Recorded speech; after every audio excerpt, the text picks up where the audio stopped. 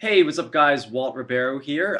There's more links in the video description below for my website and other things like that. Any questions that you have, you can either leave them in the video comments below, or you can leave them on my website, which is just waltribeiro.net.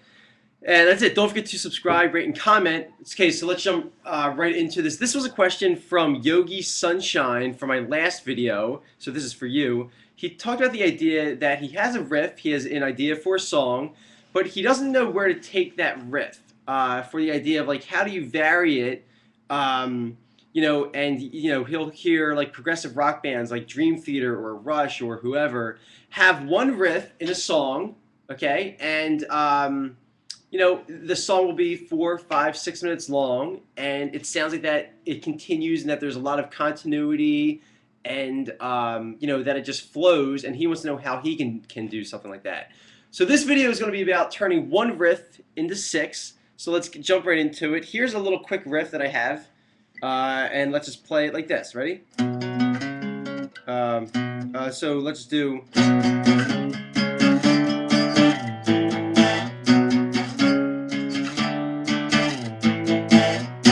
And if you're playing along, that's just a bunch of power chords. So I'm going B,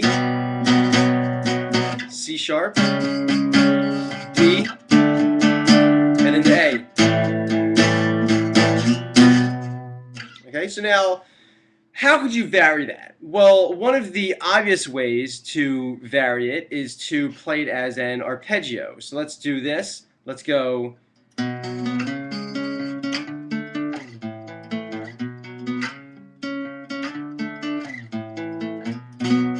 So I'm still playing the same chord progression, but now with the right hand, notice that I'm actually just picking one note at a time. Which, if you want to know more about the alternate picking, refer to my most recent previous video about the idea of inside the strings picking.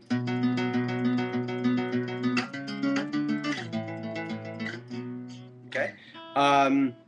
So now, how else can we actually change that? One of the other ways is what's referred to as octave displacement. So instead of playing it up here or down here,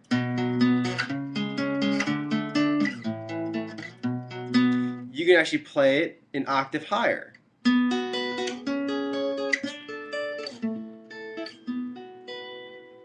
And I'm playing the same pattern. So here's my root, 5th root, or in this case B, F sharp, B. And here I have my B here, my F sharp here, and my B here. So what I had before is just this.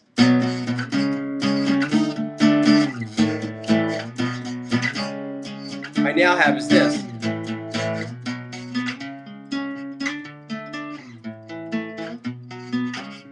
And this.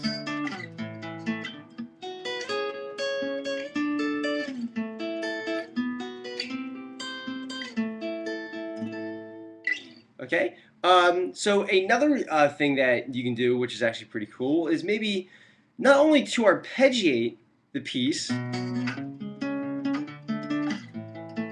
but also to create a riff based off of the chord context of that piece. So what you're doing is you're actually finding out the chord structure. So let's take, for example, this A. All right, let's take this A, and instead of going, let's go and go.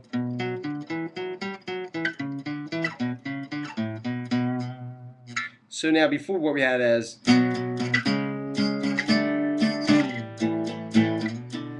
instead of this A, I'm going to just arpeggiate through the A minor. Okay, so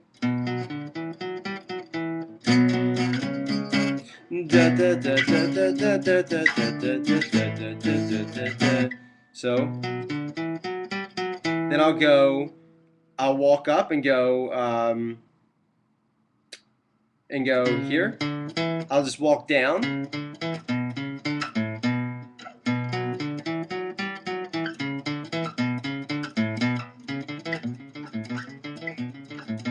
Okay, and so now I'll have,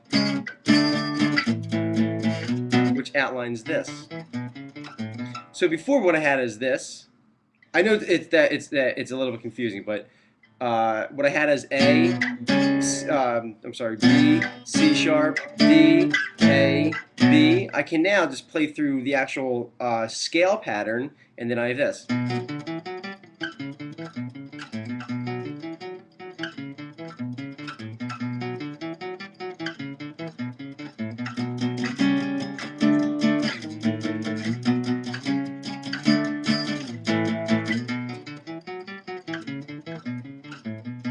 And now, so then that builds off a whole nother set of ideas and different creative things that that you have the option of doing. So if you're building off that scale pattern, what a lot of progressive rock bands will do is they'll take that pattern and maybe they'll build off rather than the original pattern, they'll build off now the new pattern. So which raises me to my next thing is that you can also change the tempo or change even the beat pattern. So let's just do one thing at a time. Another way to change that, referring to the tempo, is if before I was going like this. 1, 2, ready, go. I can play twice as fast.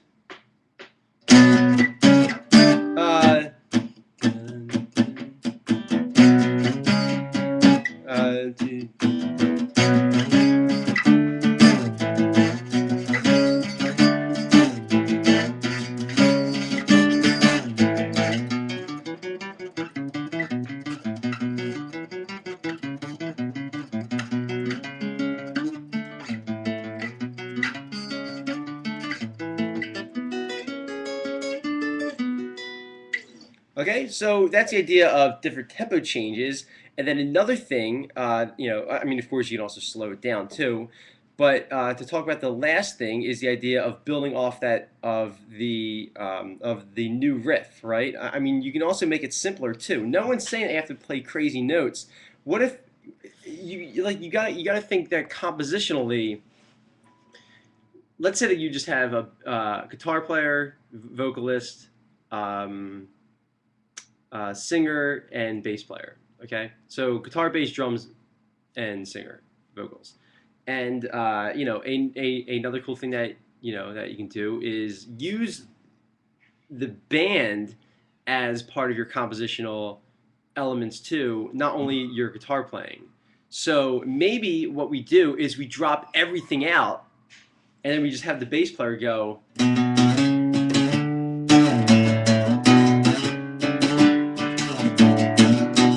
Okay, or maybe the bass player just plays really simple, just.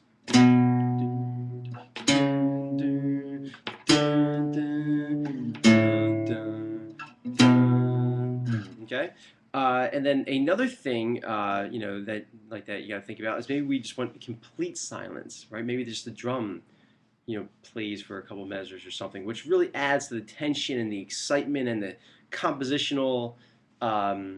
Palette that you have to work with. So there's a lot of things that you can do with just one idea, one riff, and really kind of bring the listener's ear into almost like adventure, like a journey, and different textures, different elements, changing the keys, changing the time signature, changing the changing the arpeggio or playing through the scale pattern, dropping everything out and just having the drums play or the bass player play.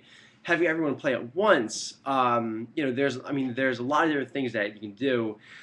And the final thing that I want to talk about, final fifth thing, is the idea of chord patterns. So before what we had is maybe this.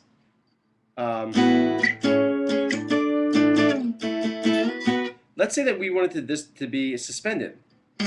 So it's like this.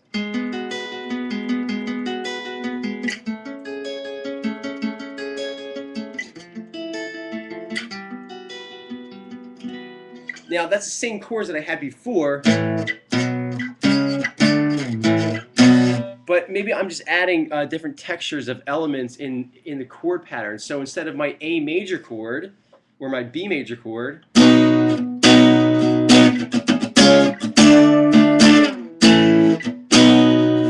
I'm just playing a texture and going.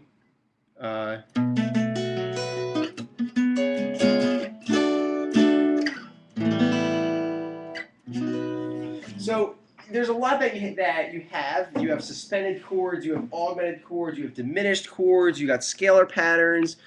There's a lot you can do. So the best thing to do is to experiment and what works for you. But that's a quick tutorial on the idea of different ways to stretch your creativity and your compositional boundaries. And the idea is to have fun with it and try and see what works. So that's it, guys. Any more questions, leave them below. Don't forget to subscribe, rate, and comment. And we'll see you back here tomorrow. Bye.